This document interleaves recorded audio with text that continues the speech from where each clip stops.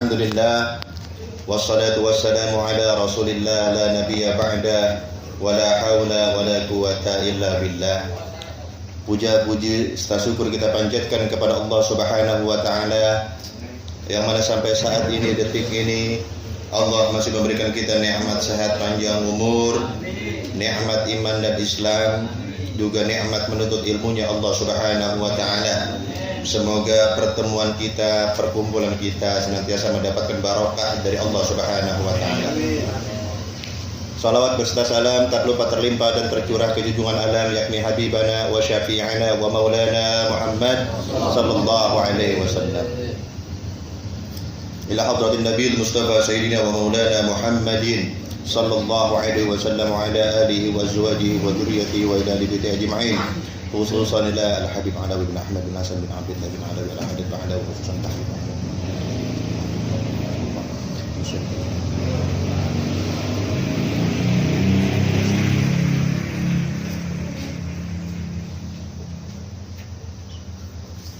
ولجميع المؤمنين والمؤمنات والمسلمين والمسلمات الأحياء منهم والأموات كلهم شيء لله لهم الفاتحة.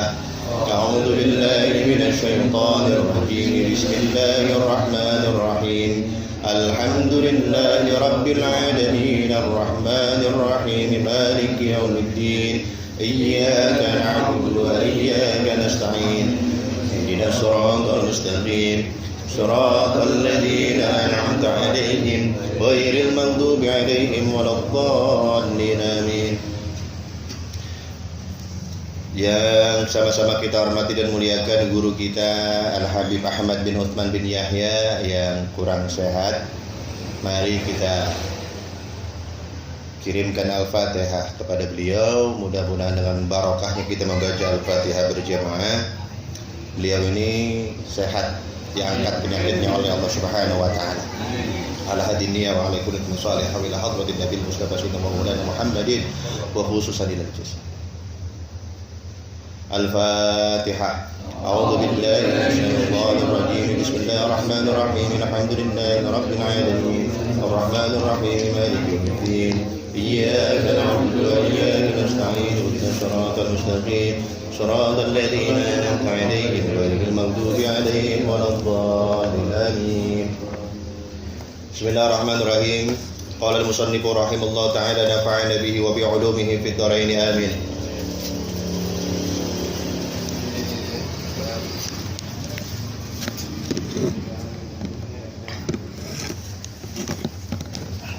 Alhamdulillah, kita melanjutkan kajian kita, yaitu zikir yang keempat yang bawa kitab halaman 188.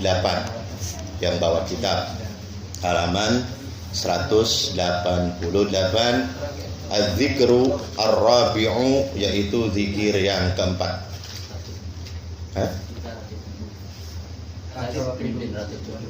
Belum baca lagi belum? Berapa? Langsung aja. Ya, langsung. Az-zikru ar-rabi'u, zikir yang keempat. Qaulu sahibir ratibi nafa'allahu bihi amin. Rabbighfir lana wa tub 'alaina innaka antat tawwabur rahim. Qaulu sahibir ratibi, adapun penjelasan sahibur ratib, nafa'allahu bihi amin, semoga Allah memberikan kita manfaat karena sabab beliau.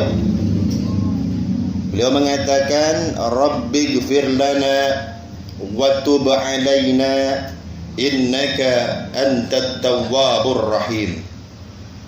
Rabbighfir lana, ya Allah ampunilah kami, wa tub 'alaina, terimalah taubat kami, innaka antat tawwabur rahim, sesungguhnya engkau adalah Tuhan Maha Pengampun lagi Maha Penyayang. Tabarukan kita baca bersama-sama sebanyak 3 kali. Rabbighfir lana wa tub 'alaina innaka antat tawwabur rahim. Rabbi ighfir lana wa tub alaina innaka antat tawwabur rahim. Rabbi ighfir lana wa tub alaina innaka antat tawwabur rahim. Qala fi syarhi, dalam kitab syarah dijelaskan, wa rawa at-Tirmidzi wa Abu Dawud, sebuah hadis riwayat Imam At-Tirmidzi dan Imam Abu Dawud, an Ibnu Umar radhiyallahu anhuma, dari sahabat Ibnu Umar, semoga Allah meridhai mereka berdua. Qala, Ibnu Umar berkata, kana yu'addu li Rasulillah sallallahu alaihi wasallam fil majlisil wahid. Rasulullah sallallahu alaihi wasallam terhitung dalam satu majlis qabla ayyakuma, sebelum beliau berdiri, yakni meninggalkan majlis, mi'ata marratin rabbi ghfirli wa tub alayya innaka antat tawwabur rahim. Beliau 100 kali membaca rabbi ghfirli wa tub alayya innaka antat tawwabur rahim. Jadi Ibnu Umar radhiyallahu taala anhuma menjelaskan, Rasulullah salah satu kebiasaan Rasulullah, apabila beliau berdiam di satu majlis, beliau tidak akan meninggalkan majlis tersebut sebelum beliau membaca Rabbi ghfirli wa tub alayya innaka antat tawwabur rahim 100 kali. Itu salah satu kebiasaan Rasulullah sallallahu alaihi wasallam. Qala Allah Ta'ala, Allah Subhanahu wa Ta'ala berfirman, wa man ya'mal su'an, barang siapa yang mengerjakan kejahatan, aw yazlim nafsahu, atau menganiaya dirinya sendiri, thumma yastaghfirillaha, kemudian dia memohon ampun kepada Allah, yajidillaha ghafurar rahima, niscaya dia akan mendapati bahwa Allah adalah Tuhan yang Maha Pengampun lagi Maha Penyayang. Surah An-Nisa ayat 110. Di kitab nggak ada ya? Itu Surah An-Nisa ayat 120. Ayat ini saya ulangi sekali lagi, barang siapa yang mengerjakan kejahatan, barang siapa yang menganiaya dirinya sendiri, kemudian dia memohon ampunan Allah, maka dosa-dosanya akan diampuni oleh Allah, karena Allah Tuhan yang Maha Pengampun lagi Maha Penyayang. Saya mau tanya nih, kita nih orang tua punya anak, kita pesan sama anak kita, nak, malam-malam jangan bawa motor. Kata anaknya, iya pak. Ternyata anaknya malam-malam bawa motor, kita marahin ya? Ini lapar apa ngantuk? Kita marahin nggak? Marahin. Kata bapaknya, kamu udah bapak bilang malam-malam jangan bawa motor. Awas sekali lagi diulangi. Iya pak. Ternyata anaknya ngulangi kesalahan yang sama. Kira-kira gimana kita? Lebih marah lagi. Kamu udah bapak bilang jangan bawa motor malam-malam, masih bawa juga. Awas sekali lagi bapak bilangin. Ternyata besoknya anak kita malam-malam masih bawa motor lagi. Kira-kira motornya kita apa ya? Mau dijual. Emang agak punya modal ongkos. Main jual-jualan. Paling enggak motornya kita sita, paling enggak motornya kita ambil. Itu perlakuan kita ke anak kita. Sekali masih oke, 2 kali oke, 3 kali, 4 kali, 5 kali mustahil kita membiarkan anak kita, mustahil. Akan tetapi Allah Tuhan kita tidak seperti itu. Akan tetapi Tuhan kita Allah tidak seperti itu. Seberapa seringnya kita memaksiati Allah dengan maksiat yang sama. Ya Allah, hamba berjanji gak bakal zina lagi. Ternyata gak lama kemudian dia zina lagi. Ada yang begitu kan? Padahal pada saat dia berzina sangat mudah bagi Allah menahan oksigen untuk dia. Sangat mudah bagi Allah. Sehingga orang tersebut mati dalam keadaan maksiat kepada Allah. Bisa jadi. Tapi Tuhan kita mah tidak seperti itu. Tetap diberikan oksigen gratis oleh Allah. Tujuannya apa? Agar hambaku ini masih aku berikan waktu untuk bertobat kepada aku, kata Allah Subhanahu wa ta'ala. Ya Allah, hamba janji gak bakal judi lagi. Judi lagi, kalah lagi. Saya kapok gak bakalan lagi. Kapoknya itu bukan kapok gak mau judi, bukan. Kapoknya kapok kalah. Coba kalau menang, ada gak orang main judi menang kapok? Wah, kapok main judi emang apa? Menang mulu, nggak ada. Di mana-mana yang kapok main judi itu yang kalah. Besoknya dia judi lagi. Ya Allah, hamba janji nggak bakal mabuk lagi. Hamba janji nggak bakal maksiat lagi. Besoknya maksiat lagi. Akan tetapi Tuhan kita Allah Subhanahu Wa Taala itu nggak begitu. Makanya ayyuhal ikhwan, saya mengingatkan, tidak peduli seberapa banyak dosa kita. Meskipun dosa-dosa kita sepenuh langit dan bumi, dosa-dosa kita lebih besar dari gunung, meskipun kita terus-menerus kembali mengulangi dosa yang sama, selagi kita tidak menyekutui Allah, la taqnatu min rahmatillah, janganlah kita berputus asa dari rahmatnya Allah. Jangan. Kenapa? Yajidillah ghafurur rahimah. Niscaya kita akan mendapati bahwa Tuhan kita Allah itu Maha Pengampun lagi Maha Penyayang. Jadi sebesar apapun dosa kita, tetap ampunan Allah lebih besar dari dosa kita. Di dalam kitab Tanbihul Ghafilin bab taubat, ini di luar ya, ini penjabaran dari ini. Wa kana fil ummamil madiyah idza adnabu dhanban hurrima 'alaihim halal. Sesungguhnya umat-umat terdahulu apabila mereka berbuat dosa yang tadinya halal diharamkan untuk mereka. Masya Allah. Umat-umat terdahulu apabila mereka memaksiati Allah, apabila mereka berbuat dosa, apa-apa yang halal untuk mereka diharamkan oleh Allah Subhanahu Wa Taala. Kebayang nggak kita kalau ini masih berlaku? Kemarin tuh pas Lebaran gitu menyomot tupat, haram. Ente semalam habis maksiat. Mau ngambil rengginang, haram ente. Karena ente habis maksiat. Itu Lebaran terasa puasa kan? Kebayang nggak kita? Kalau seandainya segala sesuatu yang dihalalkan buat kita, karena perbuatan maksiat kita jadi haram. Coba gimana itu? Bukan hanya itu umat-umat terdahulu ya. Wa idza adnaba wahidum minhum dzamban. Apabila di antara mereka ada yang berbuat dosa, wajada ala babihi aw ala jasadihi anna fulanin qad adnaba kada wa taubatuhu kada. Apabila ada orang yang berbuat dosa, umat-umat terdahulu, maka tertulis di depan pintu rumahnya atau tertulis di tubuhnya, si fulan telah melakukan dosa ini dan tebusannya begini. Masya Allah. Bayangin kalau ini masih berlaku buat kita. Kita bikin dosa nih, itu dosanya ketulis di pintu.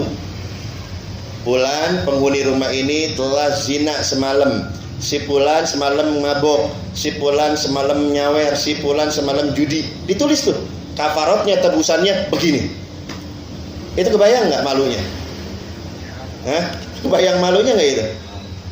Kalau di pintu masih mending, Lah ini bahkan tertulis di tubuh mereka perbuatan dosa yang mereka kerjakan plus tebusannya. Ini kira-kira badan kita muat nggak tuh Pak tulisan? Di kepala dosa gibah, di mana lagi? Di tangan dosa sombong, di kiri dosa belagu. Coba bayangin. Masya Allah. Fasuhilal amru ala hadhil ummah, akan tetapi hal ini tidak berlaku bagi umatnya Rasulullah sallallahu alaihi wasallam, enggak berlaku. Kenapa? Wa hadza kulluhu li karamati Muhammadin sallallahu alaihi wasallam. Ini semata semuanya karena kemuliaan Nabi Muhammad sallallahu alaihi wasallam. Shallu ala nabi. Masyaallah, keutamaan Nabi kita. Kemudian wa qala ta'ala, Allah Subhanahu wa ta'ala berfirman, "Fasabbih bihamdi rabbika wastaghfirhu innahu kana tawwaba." Allah berfirman, "Fasabbih, bertasbihlah kepada Tuhanmu, bihamdi rabbika, dengan memuji Tuhanmu, wastaghfirhu, dan memohon ampunlah kepada Allah, innahu kana tawwaba, sesungguhnya Allah adalah Maha penerima taubat." Ini surat apa ini? Fasabbih bihamdi rabbika wastaghfir innahu, jangan bilang surat Yasin lagi dibilang. An-Nasr ayat terakhir ya.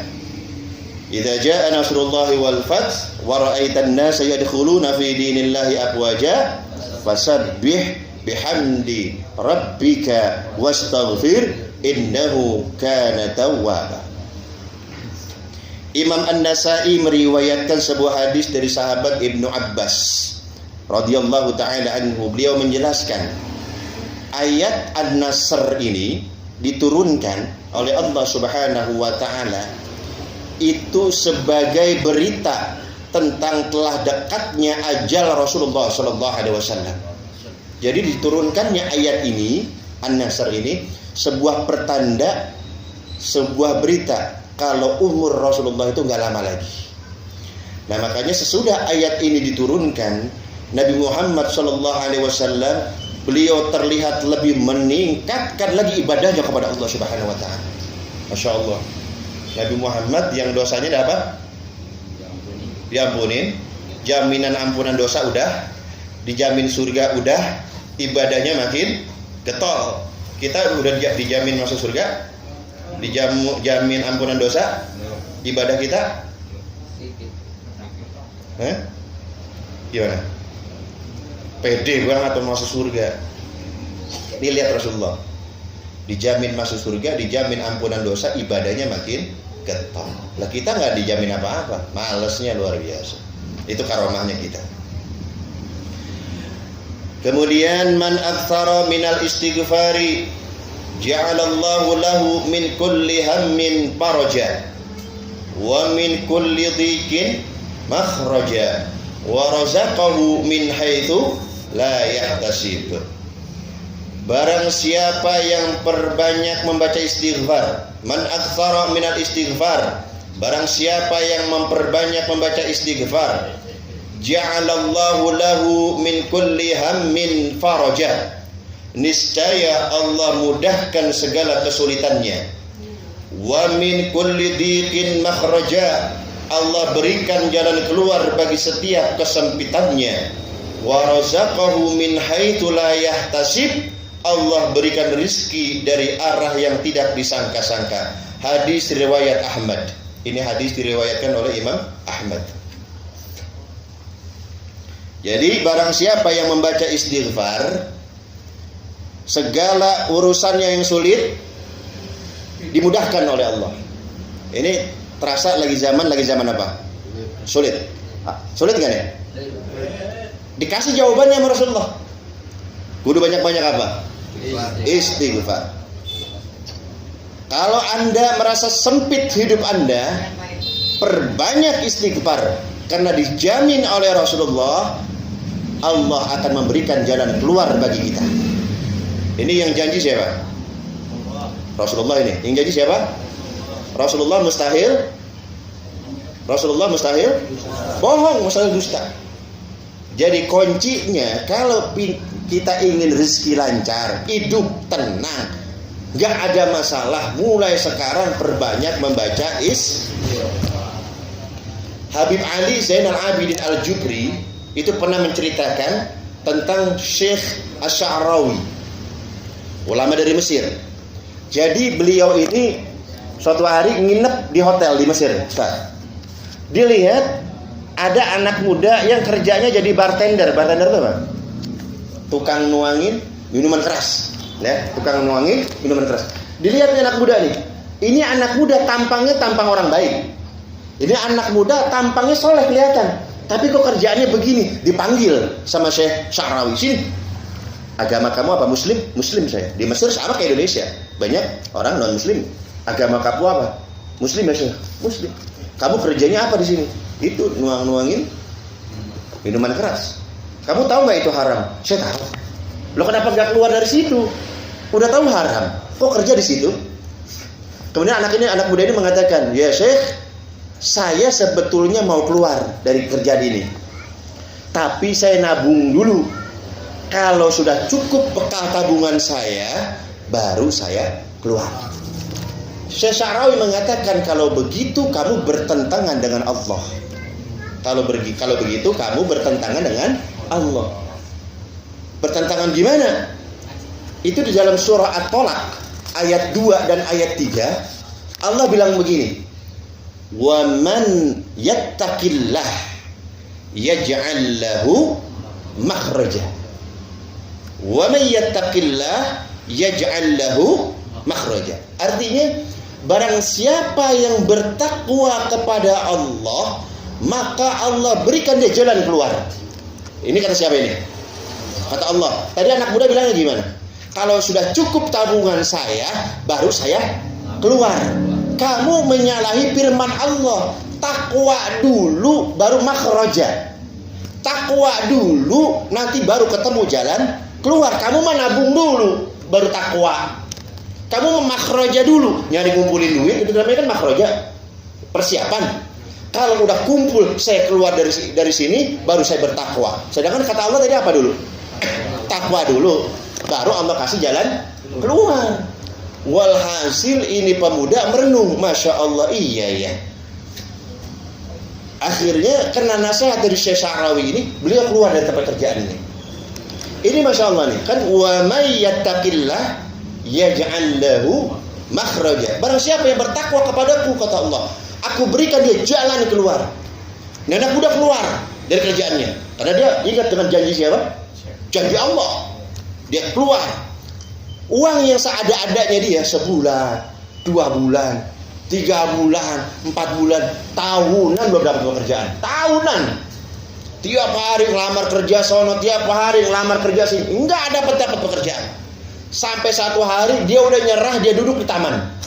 Begitu duduk di taman, ternyata ada orang yang numpang duduk di sampingnya. Kosong, boleh duduk, boleh. Ini anak muda udah capek dia, bertahun-tahun nyari kerjaan gak dapat pekerjaan. Mungkin ada yang begini kan di antara kita nih, diuji sama Allah tahunan. Ya Allah, engkau yang mengatakan aku bertakwa kepadamu, engkau berikan jalan keluar. Tahunan ini ya Allah, gak tanggung-tanggung, jalan keluarnya mana ini?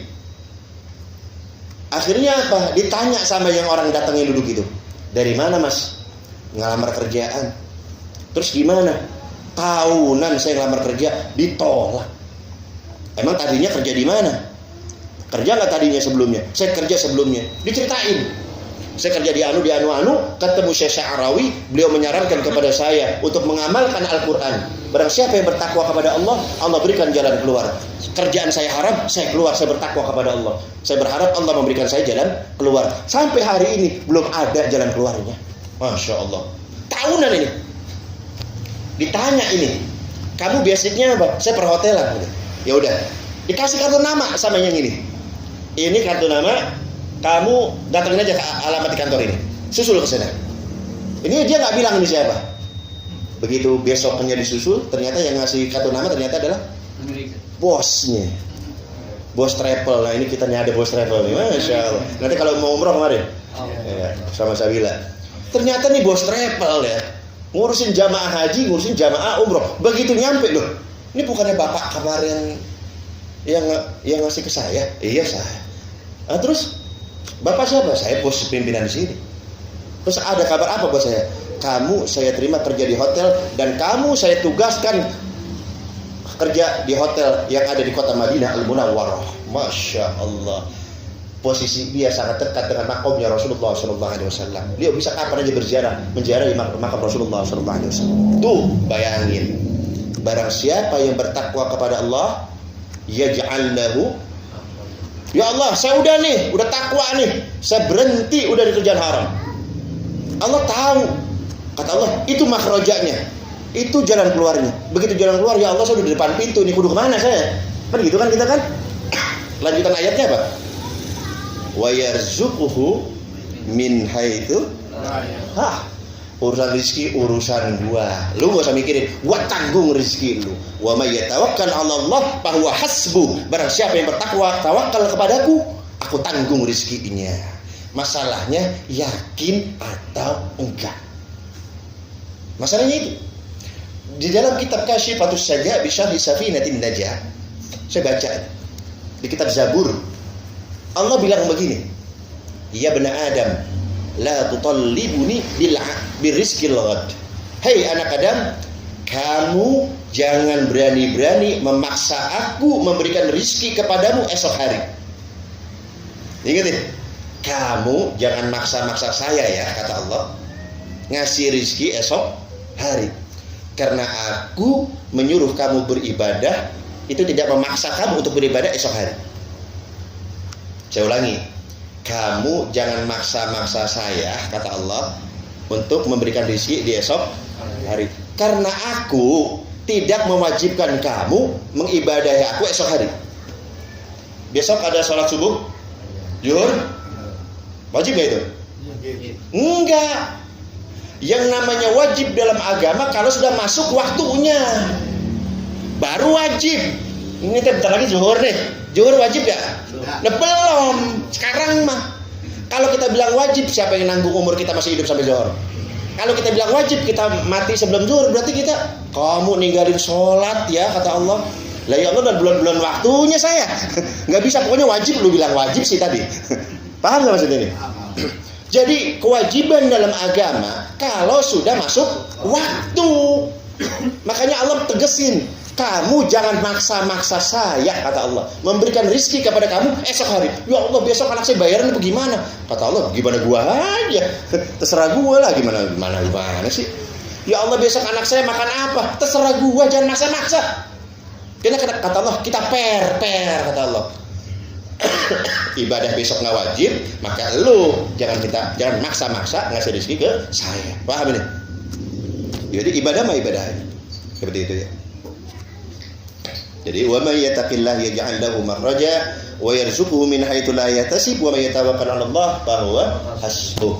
Jadi ini amalkan ini. Kalau orang-orang yang imannya kuat, tauhidnya kuat, enggak ada dia main dukun, enggak ada. Pesugihan itu enggak ada. Babi ngepet apa itu di Depok bohong gitu. Ustaz pengen viral doang, ya Allah. Subhanallah. Pakai ustaz itu pelakunya ustaz. Luar biasa ustaz. Ya Allah. Wa qala alaihi salatu wassalam, Nabi Muhammad sallallahu alaihi wasallam bersabda, "Inni la astaghfirullah wa atubu ilaihi fil yaumi 70 marrah." Inni sesungguhnya aku la astaghfirullah, memohon ampunan Allah, wa atubu ilaihi dan bertobat kepada Allah fil yaumi dalam satu hari 70 marratan sebanyak 70 kali. Aku meminta ampun, aku bertaubat sehari 70 kali. Siapa itu? Yang dosanya dapat jaminan sudah kita diampuni dosa kita. Istighfar enggak? Minta ampun enggak? Berarti tinggian siapa derajatnya antara kita sama Nabi Muhammad kira-kira? Nggak saya nanya nih, Nabi Muhammad udah dapat ampunan dosa? Udah ya. Beliau dalam sehari minimal 70 kali istighfar mohon ampun. Kita udah dapat jaminan dosa, ampunan dosa. Istighfar nggak tiap hari? Berarti lebih mulia siapa antara kita dengan Nabi Muhammad? Nabi Muhammad juga. Itu muliaan kita ya, Allah pede banget kita. Allah.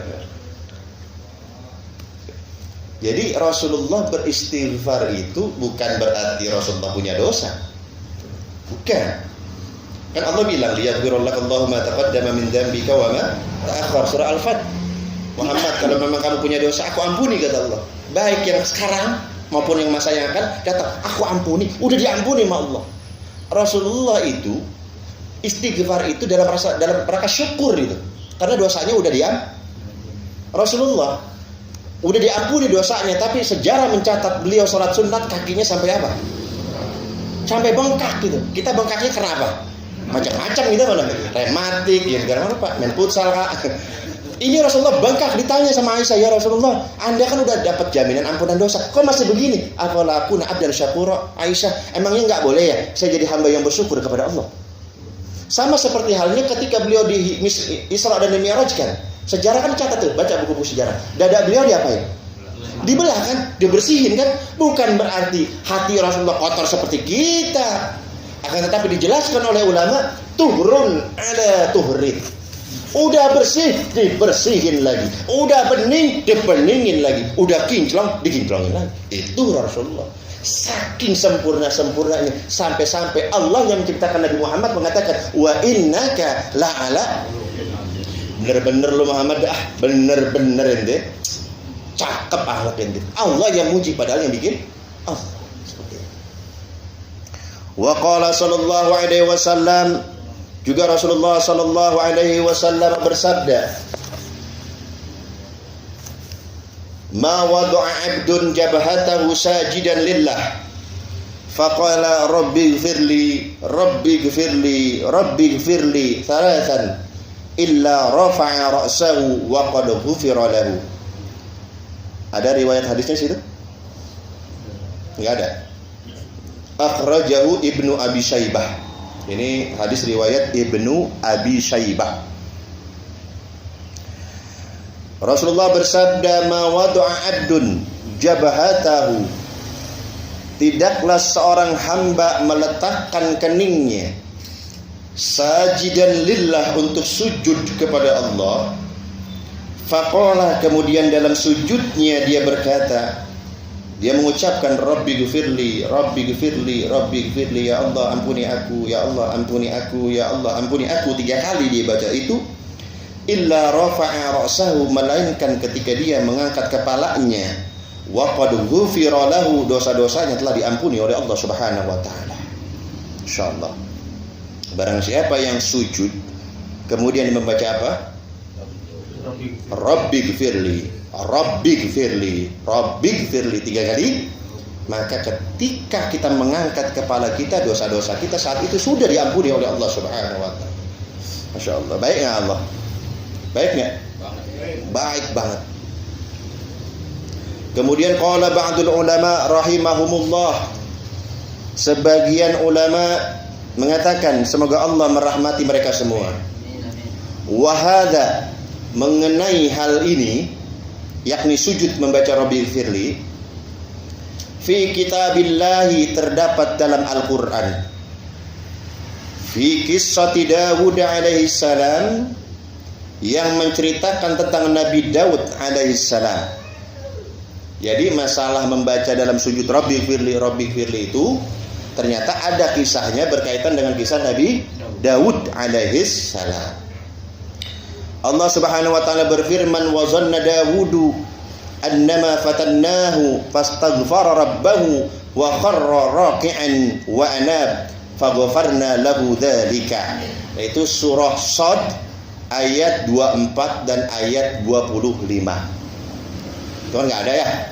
Surah Shad ayat 24 dan 25.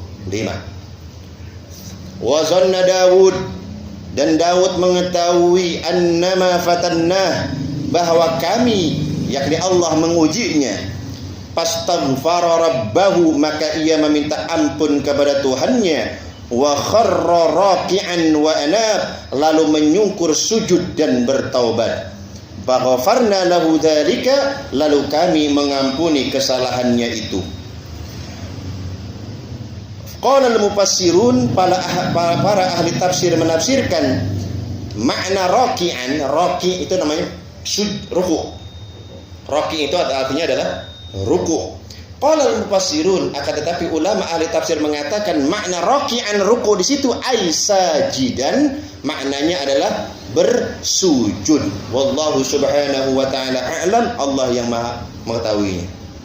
Jadi ini adalah teguran untuk Nabi Daud alaihissalam. Ini asbabun nuzulnya.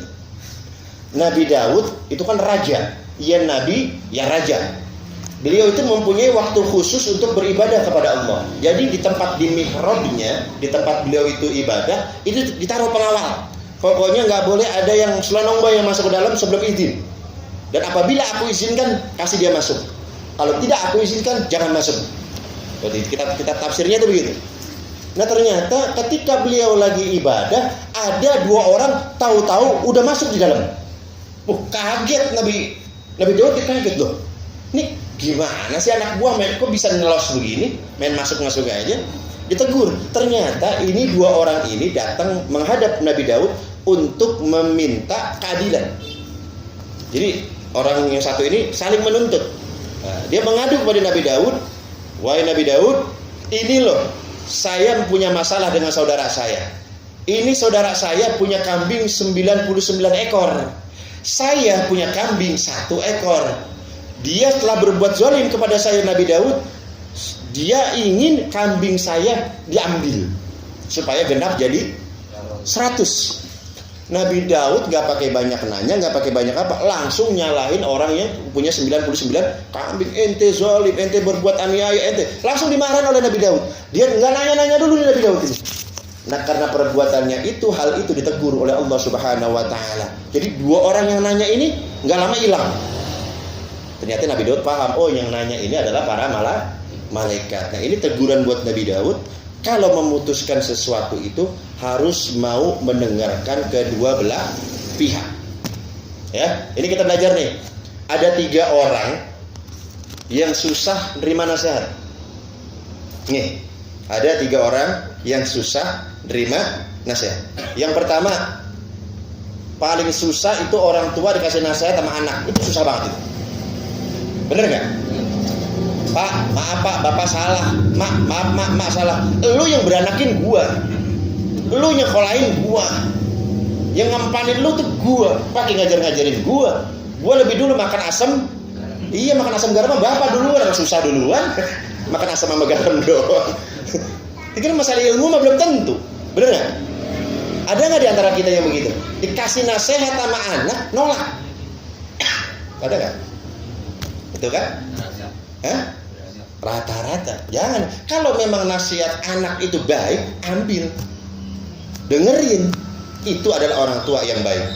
Yang pertama. Yang kedua, yang susah, berat menerima nasihat. Seorang guru menerima nasihat dari muridnya. Ustadz menerima nasihat dari masyarakat. Kayak saya nih. Wah, ada yang berani ngasih nasihat ini saya?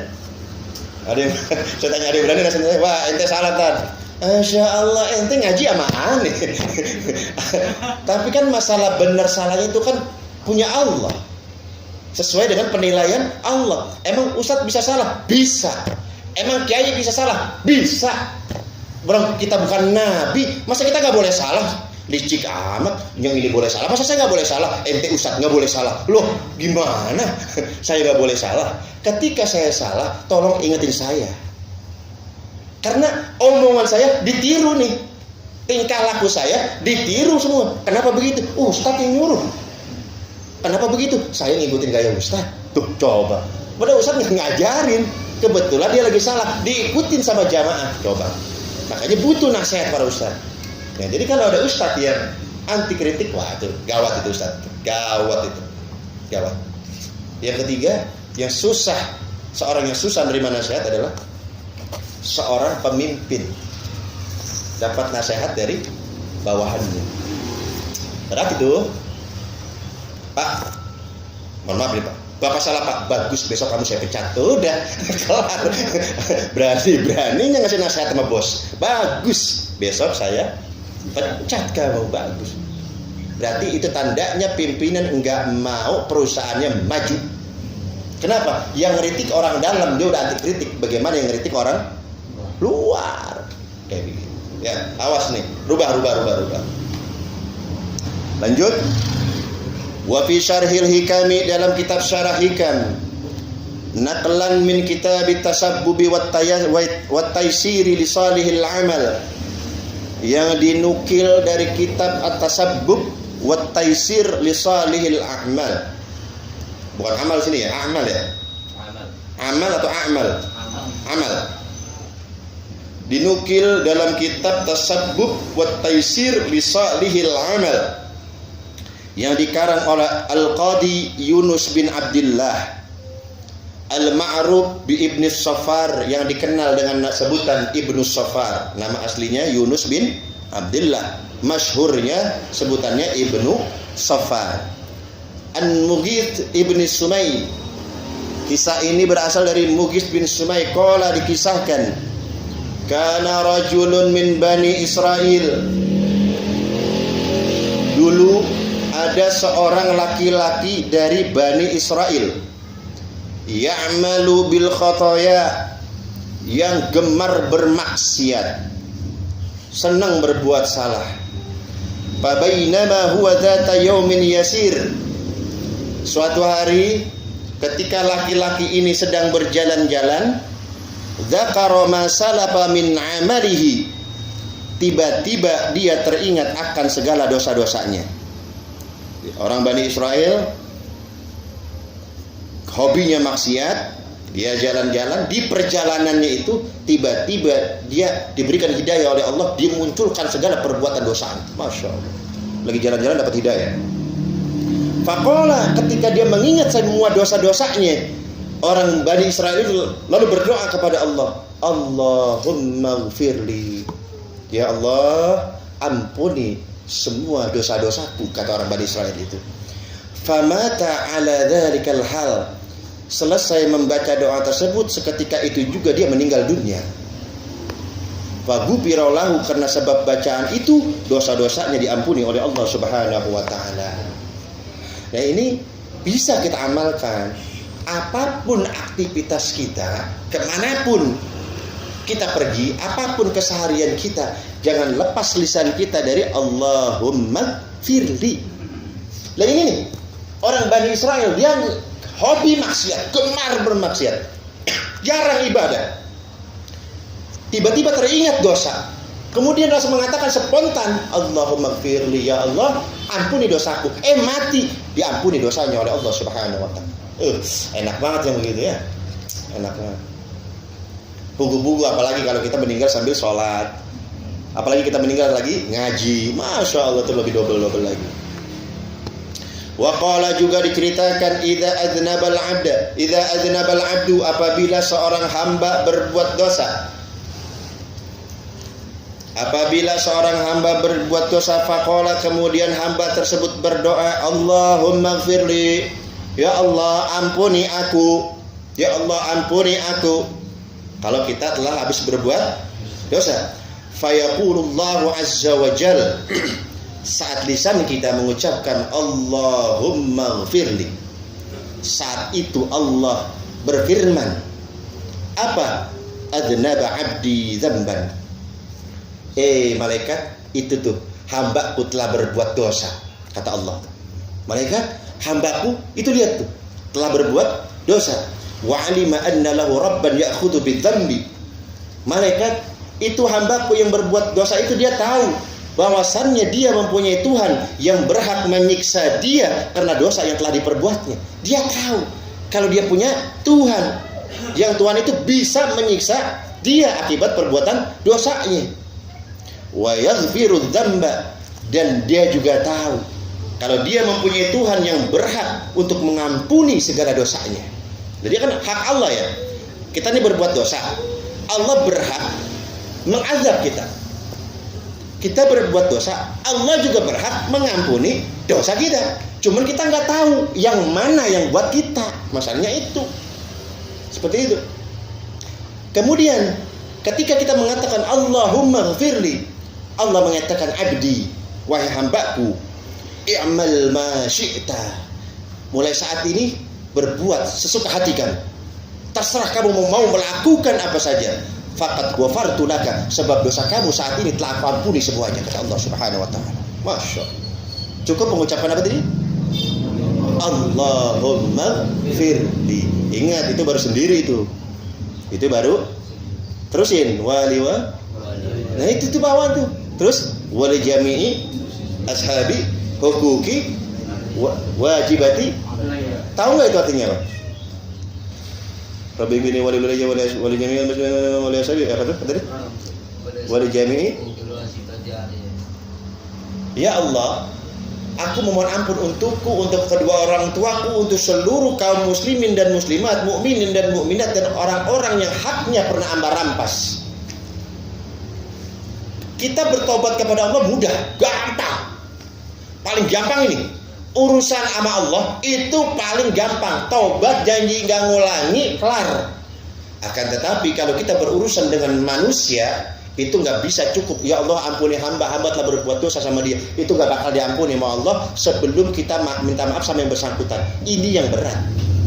Iya kalau orangnya masih ada. Iya orangnya masih ketemu. Lah kalau orangnya udah meninggal dunia, mau minta maaf gimana? Mau digali kuburannya? Nah, tadi makanya dibaca apa tadi Tab?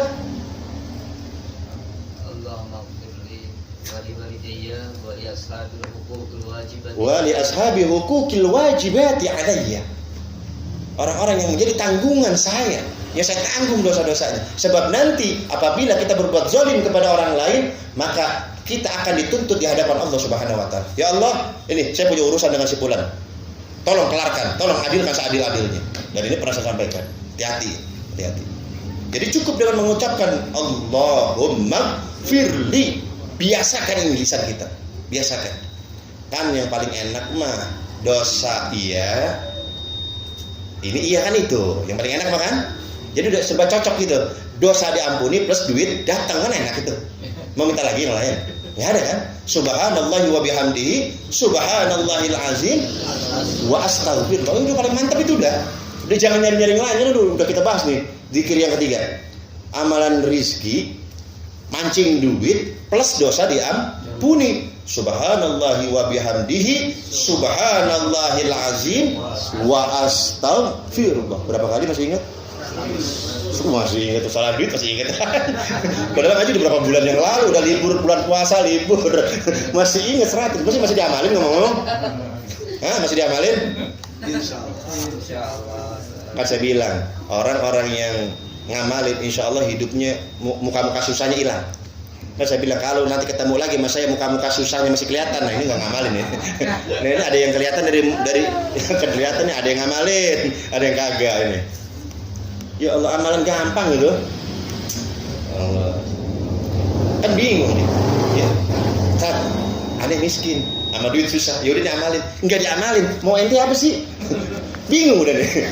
Mau ente apa? Bener ya? Dia ngeluh-ngeluh miskin dikasih amalan supaya kaya, enggak diamalin. Oh, berarti dia niat miskinnya permanen. Udah gitu aja. Emang gimana lagi? Kemudian lanjut waqala juga dikisahkan. Inna rajulan lam ya'mal khairan qat. Ada seseorang yang tidak berbuat kebajikan sedikit pun. Masya Allah. Ada seseorang yang gak pernah berbuat baik sekalipun. Kalau kita insya Allah ya pernah lah kali sedekah gope perak mah pernah kan. Pernah gak sedekah 500 perak pernah kan? Masa gak juga? Pernah gak?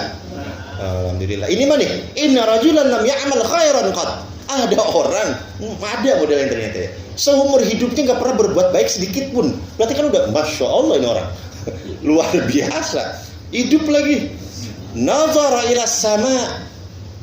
Di akhir hidupnya ini nih, kalau Allah udah punya mau susah. Wah ini yang rada-rada badur jangan merasa ketolong sama kisah ini nih. Awas, tuh kan nih, kisahnya bagus nih. Ada orang gak pernah berbuat baik, kemudian dia dapat hidayah. Masalahnya ente dapat hidayah apa enggak? Ini di kisah disebutin dapat hidayahnya masalahnya. Nah kalau ente lempeng aja gimana? Tato mati.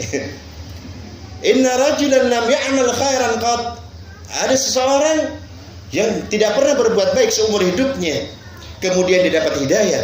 Nazara ila sama. Dia memandang kepalanya ke atas langit. Faqala, kemudian dia berdoa kepada Allah. Inna li rabban. Sesungguhnya saya itu punya Tuhan ya. Di ujung hidup dia mengatakan ya, saya ini punya Tuhan sebetulnya. Maksudnya dia teringat, saya punya Tuhan, saya nggak pernah berbuat amal sedikit pun. Kalau saya mati, dia urusan gimana ini? Saya punya Tuhan yang akan mempertanggungjawabkan nanti, yang akan saya pertanggungjawabkan amal-amal saya di hadapan Allah nanti. Rabbighfirli, ya Allah ampuni saya. Padahal lam ya'mal khairan, enggak pernah berbuat amal sedikit pun di ujung hidupnya. Rabbighfirli, ya Allah ampuni aku. Faqala Allah azza wa jalla, saat itu Allah Subhanahu wa taala berfirman, qad ghafartu laka fulan, dosa kamu telah aku ampuni semuanya. Masya Allah. Ingat jangan tiru yang ini mah. Ntar juga kenapa ini bandel? Nah, kemarin ngaji itu sama guru. Katanya ada orang yang enggak pernah berbuat amal sedikit pun, tapi di ujung hidupnya masih sempat ngucap Rabbik. Nah masalahnya kita masih kebagian gak ngucap Rabbighfirli. Itu yang kita khawatirkan. Yang terakhir ini kisah. Ini Masya Allah, dari kisah-kisah tadi ini begitu mudahnya. Rabbighfirli, Allahumma gfirli, Rabbighfirli, Allahumma gfirli. Dosanya langsung diampuni oleh Allah Subhanahu wa ta'ala. Kan Allah mah Arhamur Rahimin ya. Allah mah Ghafurur Rahim. Jangan sanksi. Dan saya ulangi, sebanyak apapun dosa kita, sebesar apapun dosa kita, selagi kita mau mengakui kesalahan kita dan kita mau bertobat kepada Allah, maka dosa-dosa kita akan diampuni oleh Allah Subhanahu wa ta'ala. Di dalam kitab Hikayatus Sufiyah halaman 257 yang dikarang oleh Syekh Muhammad Abdul Yusri Abidin. Ini tentang mayit ini, Masya Allah nih. Ajib di kisah ini. Ada seorang Arab Badui. Tahu Badui itu tahu? Badui, orang pedalaman. Ada orang Arab Badui yang ini akhlaknya sama nih. Kalau bahasa kita di kampungnya nih biang kerok, tukang bikin masalah ini. Orang Arab Badui ini. Di mana ada dia pasti rusuh. Bikin masalah nih orang. Dan ini orangnya mati, si Arab Badui ini mati. Fafarahu bimautihi, masyarakat senang begitu dia mati. Masya Allah, bayangin. Kalau ada orang meninggal dan masyarakat senang karena dia orang meninggal, berarti ini orang udah kabina-bina nih, udah luar biasa. Bayangin, orang mati bukan sedih. Ini orang mati disyukurin, alhamdulillah dia mati. Nah ini kejadiannya nih. Orang Arab Badui biang kerok, tukang bikin masalah, gak pernah berbuat amal sedikit pun, mati, masyarakat senang. Nah tapi yang namanya orang Islam kalau meninggal sejahat apapun, tetap jenazahnya diurus seperti diurusnya jenazah orang mukmin yang lainnya, diurus. Nah begitu diurus, dimandiin udah, disolatin udah, dikuburin. Begitu ditaruh, kalau orang kita ini diapain? Ditalkin. Begitu ditalkin bingung. Nah ini siapa yang bisa talkin? Ente bisa? Wah ini gak bisa. Ente? Wah ini juga gak bisa. Main dorong-dorongan. Ente aja yang nalkin. Udah ente aja. Sebayangin ini. Berarti ini orang parah nih. Lah ini masyarakatnya gak bisa nalkin. Berarti emang ini rombongan parah ini. Ya masa sih sekampung gak ada yang bisa nalkinin kubur?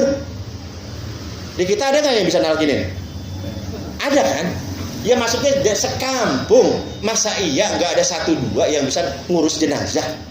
Lah ini yang meninggal kan biang kerok nih, tekak masalah. Begitu nyolatin bisa, mandiin bisa. Begitu ditalkinin, nalkinin gimana ya katanya? Ente aja udah main dorong-dorongan. Ini mayat kesian di bawah nih. Lagi nungguin aja dikubur nih. Enggak lama datang Farisun, datang seorang penunggang kuda. Nah, potongan-potongan mukanya, Ustaz kita minta tolong yuk. Nah, ayo. Begitu dia lewat, bang, berhenti bang. Ada apa? Ada yang bisa saya bantu? Ini kita kebingungan nalkin. Nah abang kelihatan mukanya muka Ustadz nih, bisa nggak nalkinin? Nah dia malu, dia tensin. Lah, ya dah jadi dah. Dia turun aja dari kuda. Dia bingung nih.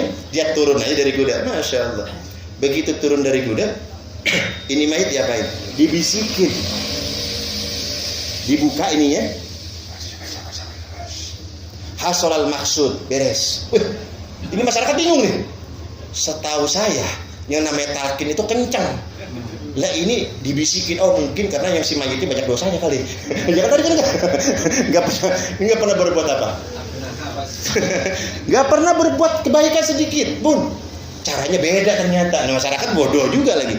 Kalau orangnya rada baik, hai Abdullah, wahai hamba Allah, kalau datang munkar dan nakir maka jawab. Ini mah enggak, dibuka kain kapannya dikit dibisikin kupingnya. Wah ini karena yang meninggal Badr, yang matinya nakal dibisikin. Ternyata Masya Allah, sehari, 2 hari, 3 hari, minggu, seminggu, ternyata masyarakat bermimpi melihat ini si mayit yang tukang maksiat itu.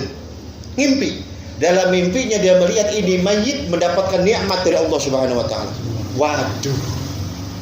Masyarakat bingung, bro. Enak, mantap. Kapan nyusul? Wah, ntar dulu nyusul aja.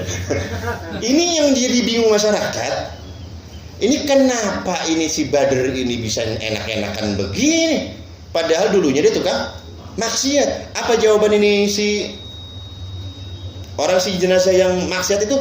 Dia mengatakan, ghafarallahu li bisababi man nazala biqabri. Aku mendapatkan nikmat dari Allah. Aku diampuni dosaku oleh Allah gara-gara orang yang menalkinkan aku ketika dalam kuburku.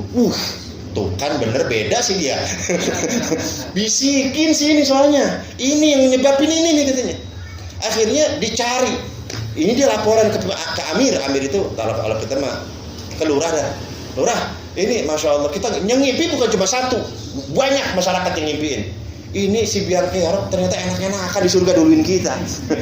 Lah dia udah badar banget hidupnya bikin kerok mulu, enak-enakan di alam barzahnya. Gara-gara apa? Ini mayit bilang.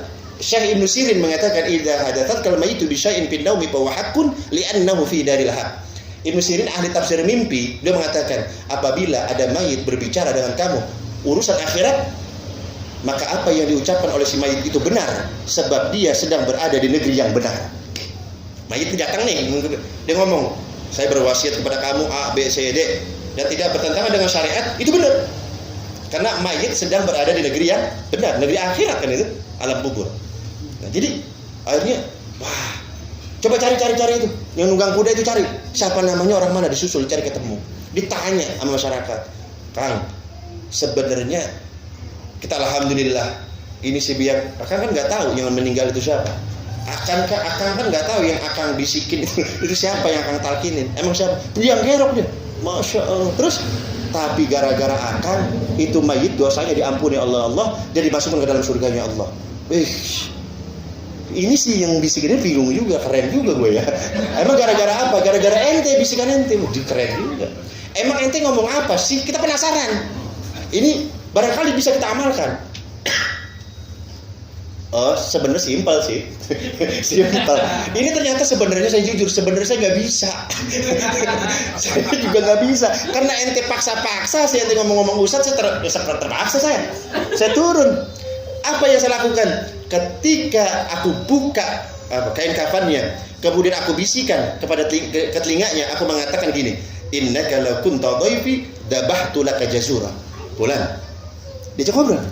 Kalau seandainya ente jadi tamu saya, pasti saya hormatin. Aneh potongin kambing buat ente. Kalau ente tamu, aneh. Tapi lakinnaka al-ana dhaifullah. Sayangnya ente bukan tamu aneh. Ente tamunya Allah. Wa huwa akramul akramin. Sedangkan Allah lebih pemurah, Allah lebih penyayang dari saya. Lah takut, tenang aja ya. Ini pergi, asal beres.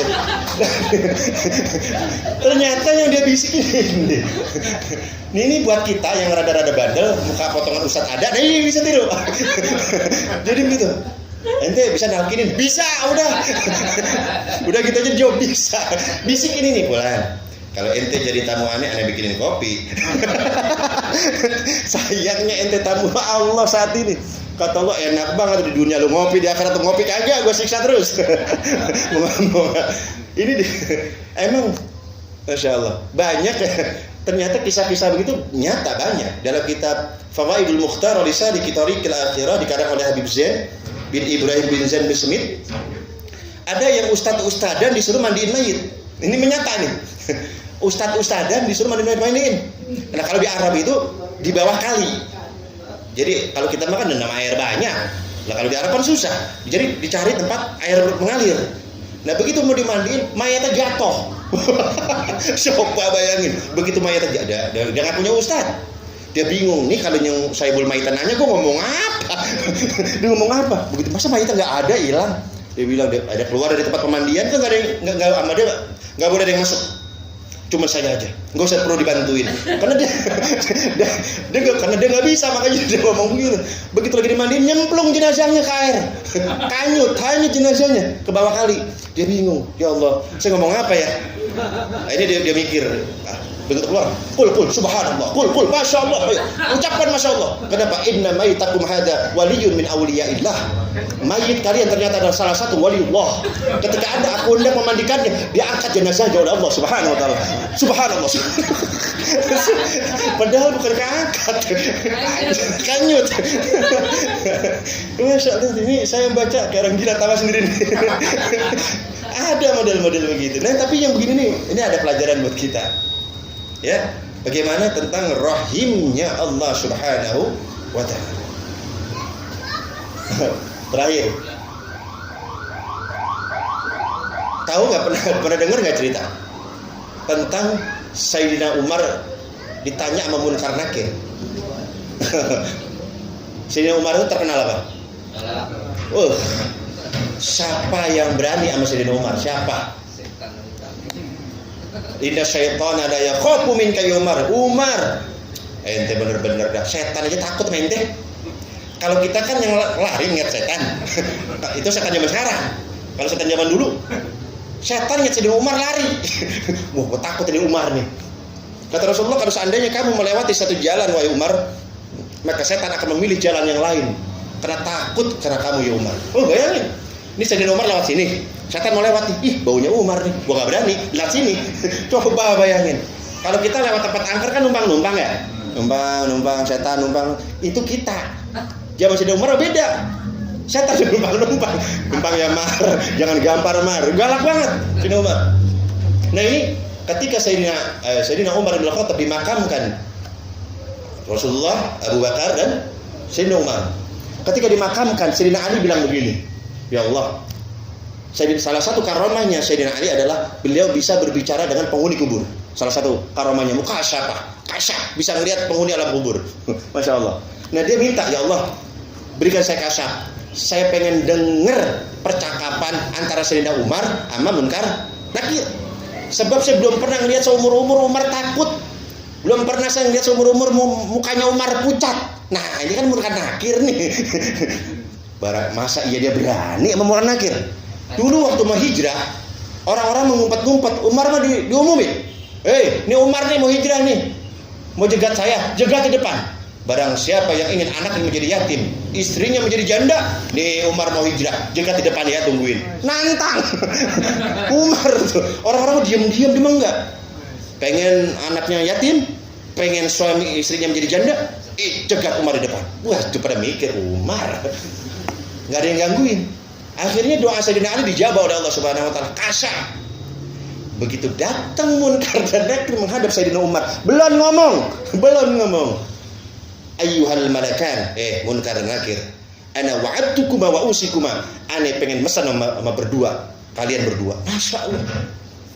Begitu nyampe Munkar dan Nakir langsung, ana wa'adtukuma wa usikuma. Ane ingin mesen kepada kalian berdua. Ane pesan ente ya.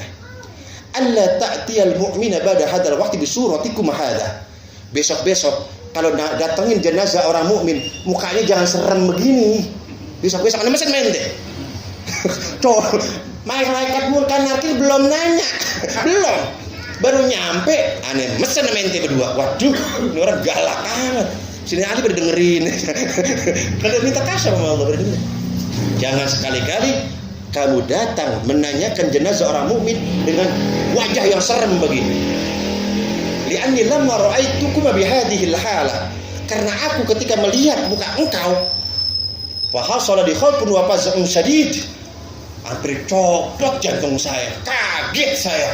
Fa kaifa bisiwai? Lalu bagaimana orang lain? Saya aja kaget, di mana yang lain?